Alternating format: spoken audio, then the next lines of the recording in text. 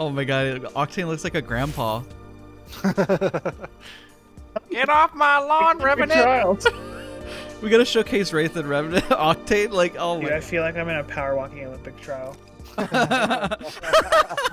does look kind of silly. Hey everyone, and welcome back to the channel. So today we're going to be asking a very important question. Are Apex Legends the same speed? I know this should be common knowledge, but it would be surprising how many people are not aware of it, and it's important. So the quick answer, for those that obviously are here for the quick answer, yes. Okay, thank you guys all so much for watching, goodbye. But honestly, seriously though, listen, let's break this down, showcase examples, discuss why you're slow, what appears slow, and how you can get better with this knowledge. So real quick, don't forget to leave a like, comment, and subscribe for more content if you find any of this helpful at all. So real quick, let's go into examples and showcase how FOV makes things appear faster or slower. And just in case you're not aware, FOV means field of view. Higher FOV makes things look faster. Low FOV makes things look slower. Easy concept, right? Pretty easy. That's because of how much you see around you. It's kind of the fisheye lens effect, if you will. You can change your FOV under the video settings and utilize a slider to lower it or increase it.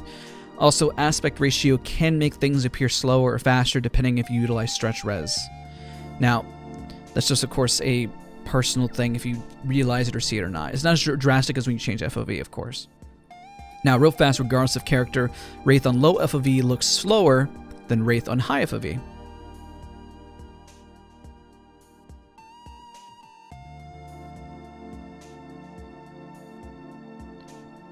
So you saw the quick comparison. Now let's do the same thing for Gibby. Obviously you see him at low FOV and now at high FOV. Obviously it still looks like Gibby is slower, and that's partly because of the arm animations and the animations they're actually doing when they're running. Let's start with showcasing the examples. First we're going to compare Wraith and Gibby. First they're both going to walk.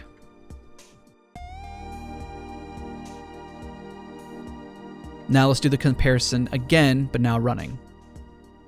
So obviously due to latency, I believe Marianas has started sooner, but overall outside of that, that really is the same, right? Now, again, we utilize no abilities, no slide jumping, none of it, just comparing the raw speed. For further testing, let's do Caustic versus Octane. Let's do them walking first.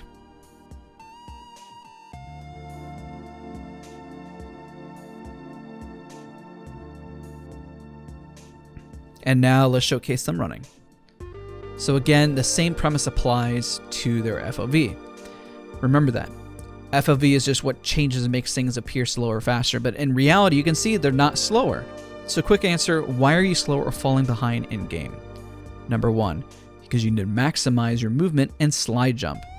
And if other tutorials have gone more in depth on this, I'll do a little tag here in the video where you can do basic understanding of your movement, but understanding momentum and then slide jumping. It surpasses your normal running or walking speed. Number two, you're not wall bouncing or cutting corners properly. So obviously you can do things like wall bounce to push yourself ahead. You can use tap strafing to cut a corner much faster. There's a lot of little technical movement things that will definitely push you further ahead. And one of the last ones, you spend way too much time window shop looting.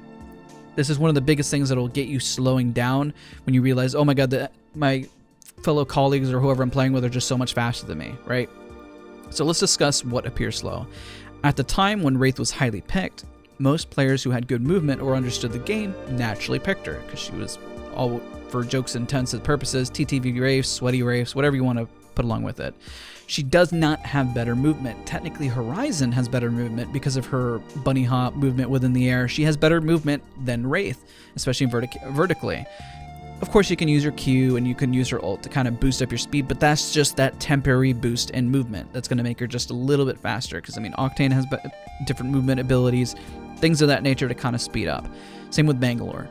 But it's important to remember, if you slide jump and you maximize your movement, you'll be just as much able to catch up. Though in no way, shape, or form should a Wraith be using her Q just to catch up to a team. That means that she's not very good, and it's definitely concerning why she's using her Q just to catch up.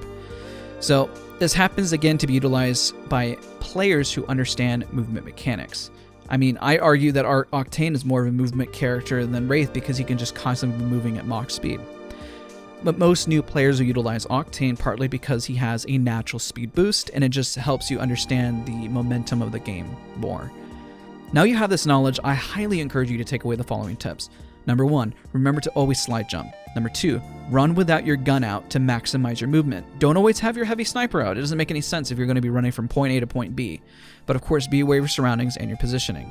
Number 3, use tap strafing or advanced wall bouncing to get ahead. Leave a like if you'd like me to put out a guide on tap strafing. It's just something I've definitely been utilizing way more in the game, and it definitely helps them in a big way when you use it properly. And finally, move with purpose. Do not wander around aimlessly and know where you need to go. Do not dilly-dally around. Again, I hope you found this video helpful. Do not forget to leave a like, comment, and subscribe if you did. Thank you all so much for watching, and I'll see you guys next time.